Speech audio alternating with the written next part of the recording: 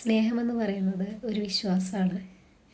എനിക്ക് നീയും നിനക്ക് ഞാനും ഉണ്ട് എന്നുള്ള വിശ്വാസം. ദേവദൂതൻ സിനിമ റിലീസ് ചെയ്തത് കണ്ടിരുന്നു. അതിലെ ഓരോ ഡയലോഗും ഭയങ്കരമായിട്ട് ടച്ച് ചെയ്യും തോന്നി. പല സീൻസ് ഇപ്പോഴത്തെ ജനറേഷന് ക്രിഞ്ചായിട്ട് തോന്നെങ്കിലും അതിലെ പല കാര്യങ്ങളും വളരെ അർത്ഥമുള്ളതാണ്.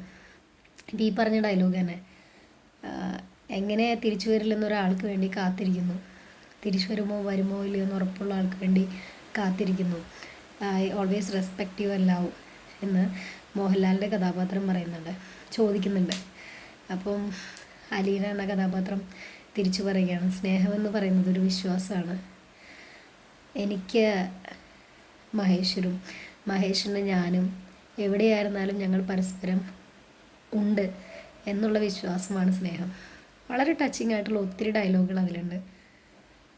അതുപോലെ തന്നെ ഒരു സന്ദർഭത്തിൽ ഒരു കാര്യം മനസ്സിലാവില്ല എന്ന് അച്ഛൻ പറയുന്ന സമയത്ത് മോഹൻലാൽ പറയുന്നുണ്ട്, അച്ഛനത് മനസ്സിൽ ഇപ്പോൾ മനസ്സിലാക്കാൻ പറ്റുമെങ്കിൽ മനസ്സിലാക്കൂ, ഇല്ലെങ്കിൽ മനസ്സിലാകാനുള്ള സമയം വരുമ്പോൾ മനസ്സിലാക്കും. അല്ലാതെ തനിക്ക് മനസ്സിലാവില്ലെങ്കിൽ ദാ വല്ല പണി നോക്ക്, ആ രീതിയിലുള്ള ഡയലോഗുകളല്ല. അങ്ങനെ ഒത്തിരി ഡയലോഗുകൾ ഭയങ്കര ടച്ചിങ് ആണ്. ഇപ്പോഴത്തെ ജനറേഷന് അത്ര ഇഷ്ടപ്പെടുമെന്നറിയില്ല, പക്ഷേ നല്ലൊരു ക്ലാസിക്കാണ്. തിയേറ്ററിൽ പോയി തന്നെ കണ്ടു. ഭയങ്കര സൈലൻ്റ് അറ്റ്മോസ്ഫിയർ ആയിരുന്നു, ഹൗസ്ഫുള്ളായിരുന്നില്ല. പക്ഷേ എന്നാലും വളരെ മനോഹരമായൊരു എക്സ്പീരിയൻസ് ആയിരുന്നു. നല്ല മ്യൂസിക്, നല്ല സീൻസ്, സൂപ്പർ സീൻസ്, നല്ല സീനറീസ്, നല്ല കോസ്റ്റ്യൂംസ്. ഓരോ സീനിലും കഥാപാത്രങ്ങൾ ധരിച്ചു വരുന്ന വസ്ത്രങ്ങളായാലും ഓർണമെൻറ്റ്സ് ആയാലും അവരുടെ ബാക്ക്ഗ്രൗണ്ട് ആയാലും എല്ലാം സൂപ്പറാണ്. നയന മാധുര്യം എന്ന് തന്നെ പറയാം. മ്യൂസിക് അതുപോലെ തന്നെ.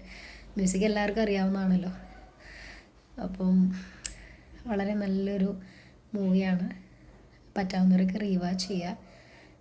Theatre experience is very good.